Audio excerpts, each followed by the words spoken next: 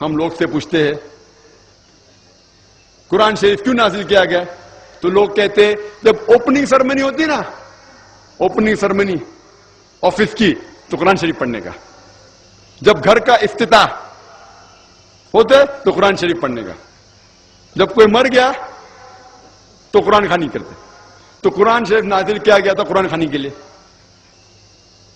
اور لوگ کرتے ختم قرآن, ختم قرآن 1 2 3 ختم قرآن کے رمضان میں 3 بار 4 بار 10 بار. الحمدللہ آپ کو ثواب ملے گا, انشاءاللہ ملے گا. لیکن اگر آپ رمضان میں 2 بار ختم قرآن کرتے ہیں, میری یہ رائے رہے گی کہ 1 بار عربی میں پڑھو اور 1 بار ترجمہ پڑھو, وہ بہتر ہے. کم از کم سمجھ میں تو آئیں گا آپ کو.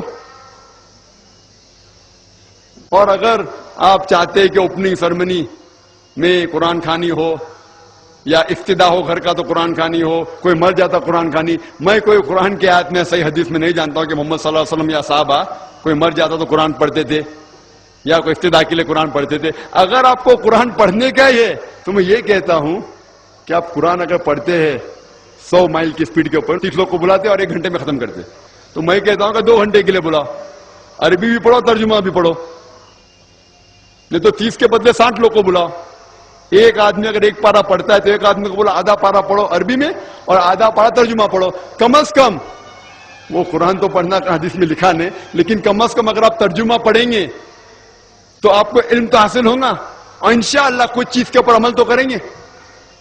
تو قرآن کو سمجھ کے پڑھنا بہت ضروری ہے, بہت ضروری ہے. اور ایک مثال میں پیش کرتا ہوں کہ اگر آپ فرانس جاتے ہیں ایک ڈگری حاصل کرنے کے لیے, BSc کی ڈگری, آپ فرینچ نہیں جانتے, آپ کلاس اٹینڈ کرتے ہیں, کلاس اٹینڈ کرتے ٹیچر استاد آپ کو پی دیتا ہے پریزنٹ, بولتا ہے حاضر ہے, حاضر ہے تو پی لکھتا ہے present, P for present, English میں پریزنٹ. آپ پورا سال پریزنٹ رہتے, پی ملتا ہے آپ کو, آپ خوش ہے. جب ایگزامینیشن آتا ہے تو کوشچن پیپر, سوال کا جو پیپر ہوتا ہے وہ آپ کو فرینچ میں ملتا ہے, آپ کو فرینچ نہیں آتی, آپ کچھ سمجھ نہیں سکتے, لیکن ایگزامینیشن میں بھی آپ کو پریزنٹ ملتا ہے پی. کیا آپ جواب دے سکیں گے پیپر کا؟ آپ کچھ سوال ہی نہیں سمجھے تو جواب کیا دیں گے؟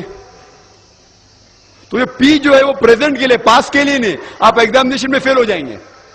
تو آپ صرف قرآن شریف عربی سے پڑھیں گے, آپ کو پی ملے گا, لیکن وہ پی پاس کے لیے نہیں ہے, پریزنٹ کے لیے, موجود, حاضر.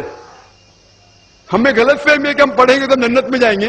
صرف پڑھنا کافی نہیں ہے, پڑھ کے سمجھو اور قرآن مجید پہ عمل کرو تو انشاءاللہ آپ جنت میں جائیں گے.